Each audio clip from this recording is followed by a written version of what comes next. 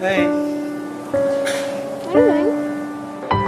Papa, there's a meeting in our school this Monday and you have to be there. Okay? Monday? Yeah. Sorry, Ma.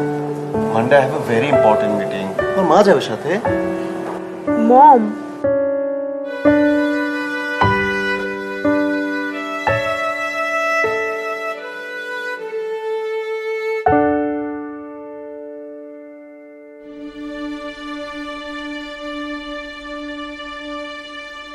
পড়ে নিও।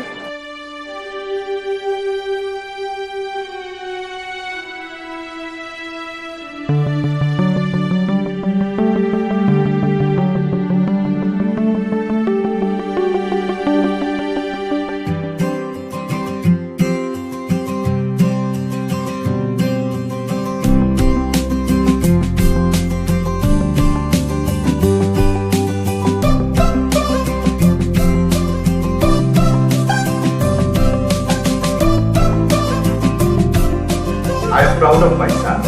Thanks everyone.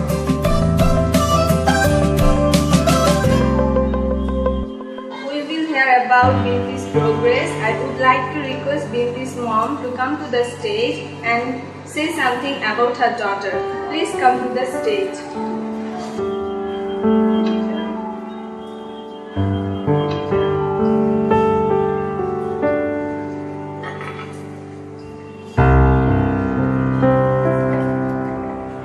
Hello everyone. I am Binti's mom. Take my salam and respect. I'm very glad to be here.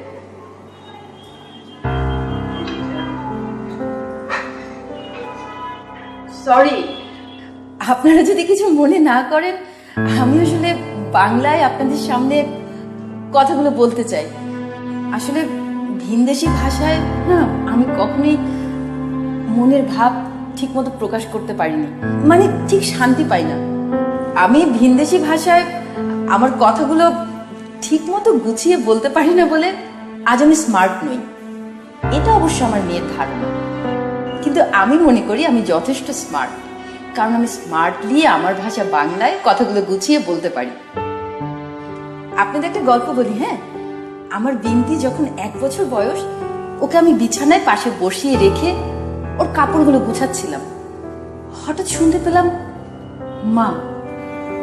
কিছুক্ষণের জন্য না আমি থমকে যাই, তারপর দৌড়ে গিয়ে ওকে কোলে করে মুখের সামনে এনে আবার জিজ্ঞাসা করলাম, বলো তো মা। মা, আমি আবার ওকে জিজ্ঞেস করলাম, বলো মা। ও বলল মা। ওরকম খুশি না আমি আমার জীবনে আর কখনো হইনি।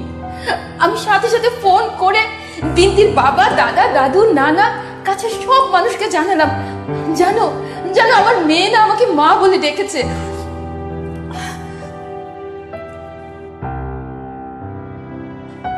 সেই তারিখটা আমি ডায়েরিতেও লিখে রেখেছিলাম। এখন আমার মেয়ে অনেক বড়, শহরের একটা স্বনামধন্য স্কুলে পড়ে, বাসায় ভিনদেশি ভাষায় কথা বলে, আমাকে মম বলে ডাকে। আমিও মেয়ের প্রয়োজনে ভিনদেশি ভাষায় কথা বলার চেষ্টা করি, কিন্তু আমি কখনোই শান্তি পাই না। জানিস মা, আমি না তোর মুখে মা ডাক শোনার জন্য অধীর আগ্রহে থাকি। আমি ভিনদেশি ভাষায় ততটা পারদর্শী নই বলে আমার মেয়ে আজকে এই প্যারেন্টস মিটিংয়ে আমাকে সাথে করে নিয়ে আসতে চায়। এখানে এসে আমাকে কি বলতে হবে সেটাও একটা পাতার মধ্যে লিখে দিয়েছিল। আমি না মুখস্থও করেছি, কিন্তু আমি ঠিকমতো আমার নিজের কথাগুলো না এই কাগজের পাতায় প্রকাশ করতে পারিনি। আমাকে মাফ করবেন, কিন্তু আমি গর্বিত, কারণ আমি আমার ভাষা বাংলায় আপনাদের সামনে কথা বলতে পারছি। আমি তাদের প্রতি চিরকৃতজ্ঞ যারা আমাদের মুখের ভাষা বাংলা আমাদেরকে ফিরিয়ে দিয়েছেন তাদের জীবন দিয়ে। আমি জীবন দিয়েও তাদের ঋণ কখনোই শোধ করতে পারবো না।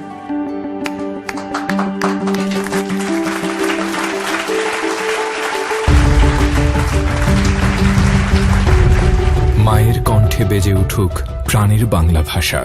ভাষা দিবসে সকল শহীদদের জানাই বিনম্র শ্রদ্ধা।